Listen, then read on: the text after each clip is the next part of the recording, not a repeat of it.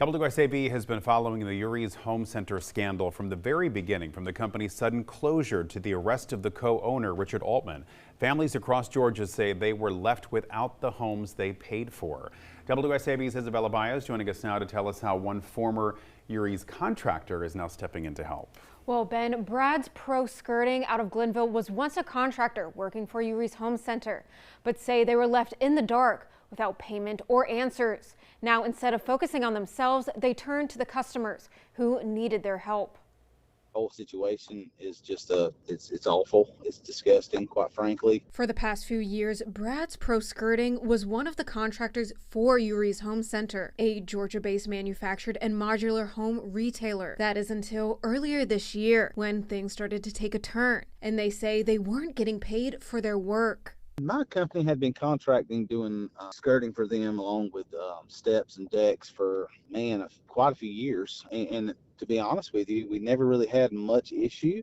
And then it kind of, the last maybe 3 or 4 months, Yurezz, when they were still in business before they closed, started having some issues, difficulty getting payment. Brad says even though they were owed money, their minds were focused on those who are watching their dreams fall apart, those who paid for their homes but were left with unfinished houses. They owe me $30,000, but then it's a big chunk of change. But we're blessed enough we can get through it. Whereas there's some families in the situation that they took everything they had just to be able to do this, and they have nothing. So we don't even compare to a lot of the situations. It's not about us. Brad and his team say they have been doing all they can, from decks and steps to vinyl to metal and masonry, free of charge. So far, they have helped 5 families across Georgia and are now crossing state lines to help one in Tennessee. To have what should be one of the best times of their life, it has been a black cloud over it that has really just hurt a lot of people. Yurezz Home Center filed for Chapter 7 bankruptcy on July 20th. This follows the arrest of the co-owner Richard Altman, who faces a charge of illegal transmission of monetary funds out of Livingston, Louisiana. Isabella Baez, WSAV News 3, on your side. Isabella, thank you. New developments now in the 4th of July mass shooting investigation on Hilton Head Island. 5 of the 7 people indicted in the case were scheduled to appear before a judge today. He too is not only waiving his presence, but also waiving setting of the bond at this time. Only one of the 5 appeared in person this morning. Attorneys for Quasar Davis, Marcelo Royal, Jaden Hawes, and Jacob Johnson all waived their clients' appearances and asked that bond be addressed at a later date while they continue reviewing the case. The 5th defendant, Andre Green, was brought to the Beaufort County Courthouse from the Jasper County Detention Center, where he is currently being held. His bond hearing also waived. As a result, no bond was set for any of the 5 defendants during the proceedings today. All 5 remain behind bars on bench warrants. A Savannah man accused in a violent assault caught on camera at City Market will remain behind bars. A judge denied bond yesterday for 24-year-old Elijah Wilson, saying he posed a significant danger to the community. Wilson appeared in Chatham County Court on charges of aggravated assault and battery tied to this June 18th attack in City Market. Prosecutors say a now viral video shows Wilson repeatedly stomping, kicking, and punching a man on the ground. The Chatham County Sheriff's Office previously told WSAV that they are trying to identify more suspects in this video. A Bullitt County man is facing multiple charges tonight after investigators say a firearm malfunction led to a self-inflicted injury and a search uncovered several other guns. Deputies say John Lowry was injured Monday when an SKS-style rifle he was firing malfunctioned, sending metal fragments and gunpowder into his chest. Investigators say he was not hit by a bullet. Deputies later learned that he is a convicted felon prohibited from having firearms. A search of his home turned up 10 guns, magazines, ammunition, and other accessories. Lowry is now charged with 10 counts of possession of a firearm by a convicted felon, obstruction, false statements, and reckless conduct. A string of break-ins is impacting small businesses in Savannah's Starland district. 4 break-ins have been reported at 3 businesses just blocks apart, and one owner says she's now spending thousands of dollars to keep it from happening again. This surveillance video shows the moment someone allegedly kicked down the door of the One for the Road business in Starland, a locally owned boutique. The business owner also owns Starland Strange and Bizarre, which was recently broken into twice. She says the break-ins have been frustrating and are forcing her to invest in more security measures. Cameras, locks, everything secured, but obviously that still wasn't enough. So now paying for a true alarm system and having security on site and things that are really expensive for a small business, but we can't keep living in fear. Starland Yard is hosting a fundraiser this Sunday to support the 3 businesses impacted by the break-in. Savannah police are still investigating, and we're waiting to learn more about where the cases stand. Police in Bluffton investigating after several flock cameras were found unplugged or intentionally damaged across town. According to a police report, 2 of them were found unplugged at Shell Hall Drive and Buckwalter Parkway. 4 others appeared to have been intentionally damaged after the power cords supplying the cameras were cut. Those cameras were along Buckwalter Parkway and Bluffton Parkway.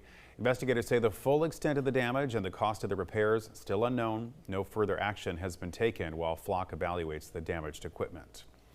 One of the biggest names in artificial intelligence making a major move into coastal Georgia. OpenAI, the company behind ChatGPT, announced plans today for a massive new data center campus coming to Effingham County. The facility is planned for the Savannah Gateway Industrial Hub and represents a $20 billion investment. OpenAI says the campus will create about 400 permanent jobs once it's operational. Company leaders also say the project will not raise residential electric rates and will use advanced cooling technology designed to minimize water consumption. The company says it plans to invest $80 million into local community priorities over time and is encouraging residents to help shape the project's future. I do want to really emphasize that the most important thing is to keep listening and keep learning. Every one of these communities is going to be different. There's a saying all politics are local, and at some level, anytime you're doing a project of this nature, it has to really work in the best interest of the locals. Community members will have their first opportunity to learn more and ask questions tomorrow evening. Effingham County is hosting an open house from 6 to 8 at the Effingham County College and Career Academy. New tonight, President Donald Trump spent the afternoon in Georgia highlighting a new savings program for young Americans. He also used the opportunity to endorse Republican candidates for the upcoming midterm elections in November. WSAV's Archa Shashadri was there. U.S. President Donald Trump spoke for about an hour at Wheeler High School in Marietta on Wednesday, unveiling his new savings program, the Trump Account Program. Now, this will be eligible for young Americans, so anyone born between January of 2025 through December of 2028, the time that he'll be in office, and they'll get a $1,000 stipend added to that. And under the system, every newborn child gets $1,000 deposited in their Trump account at birth. Think of that. From the United States government. Think of that. The government is finally giving money back to our children. Now, parents can contribute up to $5,000 a year until their child turns 18, and then they'll be eligible to remove that money. President Trump says this is a way for young Americans to have a fund so by the time they get to college, they won't be having to go into college debt. By the time they're just young adults, they could be worth hundreds of thousands of dollars, most likely will be. And for decades, Washington politicians gave our children absolutely nothing but debt. But the Trump accounts, we're finally seeing and ensuring that every young American gets a great start in life and a really fair shot at the American dream, which is what we all want. The president also talking about some of his key accomplishments in the White House during his 18 months in office so far for his second term, talking about lowering the inflation rate, talking about closing the borders and limiting the flow of drugs coming into this country, as well as increasing stock value for most Americans who say they are at an all-time high. The president also sharing the stage with Rick Jackson, the gubernatorial candidate for Georgia's next governor, talking about why we should send him to the governor's mansion. While U.S. Senate candidate Mike Collins was not here, the president endorsing Collins to be the best representative for Georgia against incumbent Jon Ossoff. This is President Trump's second time visiting Georgia this year. Reporting outside Wheeler High School in Atlanta, Archit Seshadri, Atlanta Bureau Chief.